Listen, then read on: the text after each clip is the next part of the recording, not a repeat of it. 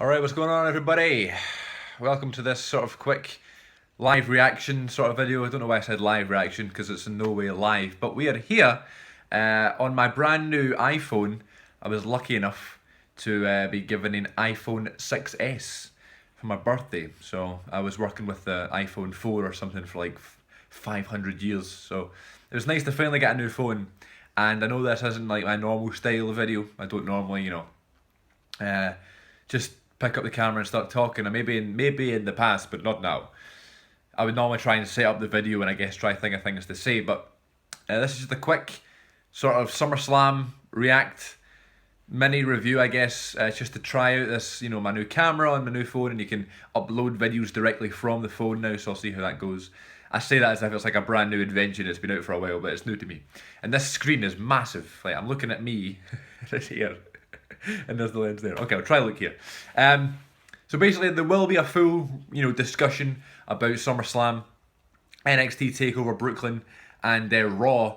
Probably tomorrow night, maybe Wednesday morning, on the By the Way podcast. There will be a hot tag edition posted, and it will just be, it'll be a full sort of in-depth discussion about our opinions and stuff on the show or shows.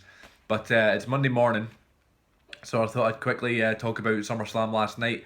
It was a long show. I mean, I know they're trying to make it feel somewhat like a sort of watered down version of WrestleMania, having it 6 feckin' hours, like with the 2-hour pre-show and then the 4-hour main card. WrestleMania kind of got away with it, whereas like the main show was like 5 hours long, and I mean it was kind of like, okay, it's WrestleMania, I guess it's okay. The Rock needs his 45 minutes. The main event needs a good length. Undertaker needs his 45 minutes, and the rest of the card need to be good too. So WrestleMania is kind of acceptable. I didn't mind the idea of SummerSlam being 4 hours. I still don't mind it. I think it's kind of cool. I like how they had like a special stage for the show. I like the sort of tube posts that they had. There was like silver mats on the outside and stuff, and silver barricades. It made it feel different, and it made it feel special. I loved how all 6 commentators were there, from the 3 from Raw and the 3 from SmackDown, just like old times where it used to be, WrestleMania 23 and the ECW Raw and SmackDown commentators were all lined up at ringside and called their respective matches. That's always cool. I think that's a cool idea.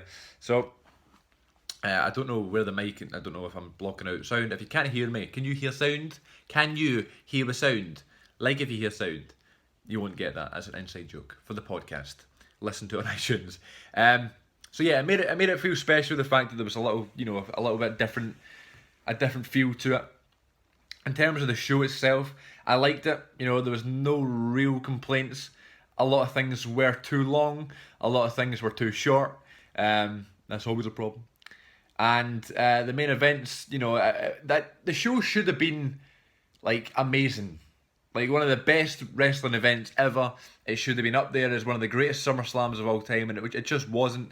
There was a feel to it that we all realised that this is a very long show and it's kind of moving kind of slowly. Orton and Lesnar was short. I don't know if that was meant, if it was supposed to be that. I mean, it was timed perfectly, but the show still finished after 4 a.m, so it's not as if like the match was cut short so the show ended early. But I'm assuming that was the planned finish, to have Lesnar win by TKO. But that's a dangerous way to go about it. Just let's try and, bust Orton open. He got 10 stitches, it was a bad cut. So there was that, and then Balor and Rollins was a great match. I just wish the crowd weren't so feckin' hung up on the belt. However, I was laughing when they were going, "Hey, we want some new belts." I thought that was kind of funny. But great match. Congrats to my boy, Finn Balor. One of the OGs of Scottish independent wrestling, UK wrestling. Making it big in the WWE. Along with Noam Dar, no Pinky, no Party. Ambrose and Ziggler was a shame, because that could have been a feckin' 5-star match, and the crowd were so dead after AJ and Cena.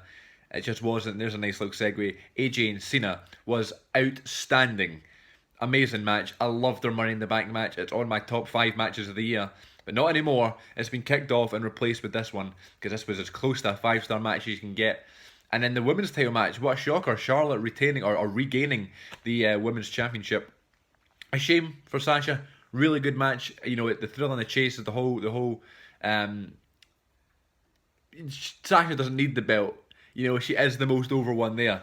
So I'm assuming, and I'm pretty sure, she will be a women's champion one more again very soon. So yeah, that was a quick SummerSlam, not review, but thoughts, initial thoughts. I'm kind of flicking through it with my dad right now. And I'll have more in-depth thoughts this week on an upcoming edition of Hot Tag on the By The Way podcast. Subscribe on iTunes, just search By The Way podcast or search my name, which is Chris Moffat, and you can follow me on Twitter at Cm42TV. Until next time, thank you very much for watching. Check out the podcast later this week, and I'll be back sometime soon with some more content here on the YouTube channel. Thank you for watching. Vaffa Napoli, we just slammed the summer. Horrible ending. Bye.